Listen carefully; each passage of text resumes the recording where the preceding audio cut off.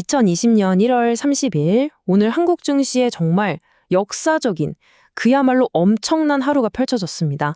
장중에 사상 최고치를 딱 찍으면서 막 환호성이 터져 나왔는데, 근데 그게 금방 불안감으로 바뀌었거든요. 오늘 시장, 이 극적인 하루를 지금부터 저랑 같이 자세히 한번 파헤쳐 보시죠. 네, 바로 이겁니다. 오늘 시장을 한마디로 요약하는 질문이죠. 코스피가 장중에 사상 처음으로 5,300선을 뚫었다? 와, 정말 다들 환호했잖아요. 근데 왜 그 기세가 오래 못 갔을까요?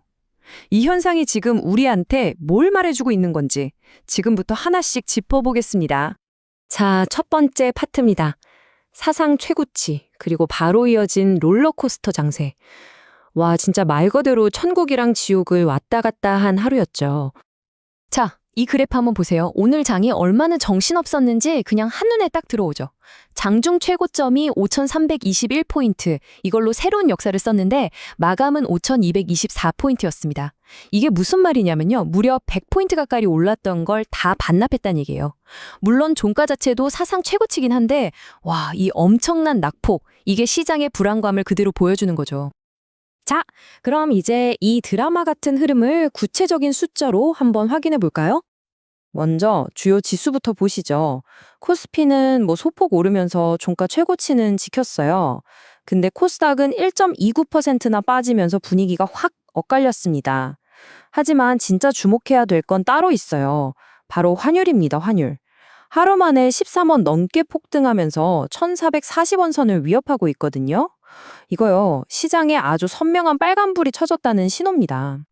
그리고 오늘 시장의 진짜 하이라이트, 바로 이 수급 현황입니다. 누가 사고 누가 팔았냐 이거죠. 외국인이랑 기관이 합쳐서 2조 8천억 원어치를 그냥 막 쏟아냈어요. 근데 이걸 누가 다 받았냐?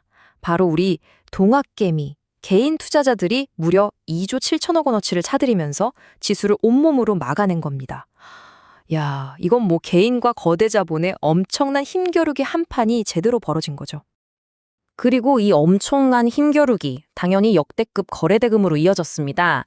자, 이 숫자 좀 보세요. 무려 34조 원. 와, 34조 원이라니 정말 어마어마한 돈이죠.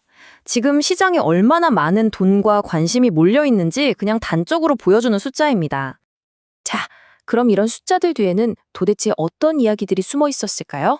오늘 시장을 들었다 놨다 한 핵심 뉴스 딱 3가지만 짚어보겠습니다.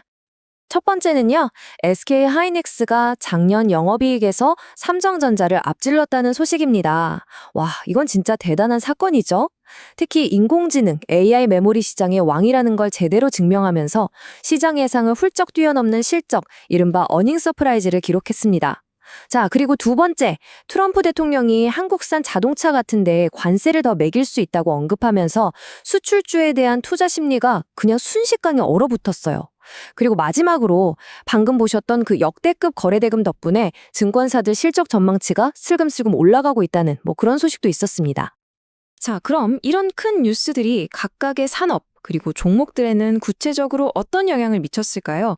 지금부터 그 희비가 엇갈린 현장을 한번 들여다보겠습니다. 이야, 이 슬라이드는 정말 흥미롭습니다. 바로 반도체 섹터의 엇갈린 운명을 보여주는데요. SK 하이닉스는 보시다시피 강력한 실적을 바탕으로 사상 처음으로 주가가 9만 원을 돌파했어요. 무려 5.57%나 급등했죠. 그런데 반면에 우리 대장주 삼성전자는 외국인들이 집중적으로 팔아치우면서 결국 소폭 하락으로 마감했습니다.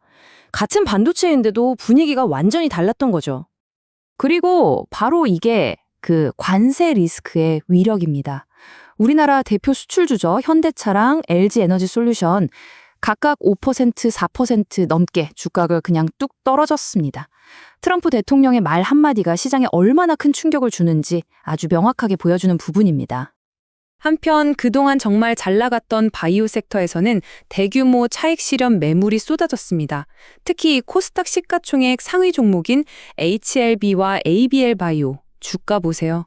각각 15%, 19% 넘게 폭락하면서 코스닥 지수 자체를 끌어내렸습니다.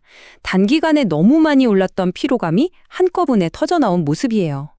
자, 정말 숨가쁜 하루였는데요. 오늘 시장의 핵심을 딱 정리해보고 앞으로 우리가 어떻게 대응해야 할지 한번 같이 생각해 보겠습니다. 한 전문가의 분석이 오늘 시장을 아주 잘 요약해주고 있는데요. 핵심은 이겁니다.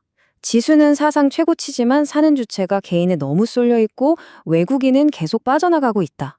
여기에 관세 같은 외부 리스크가 다시 고개를 들고 있다. 바로 이거죠.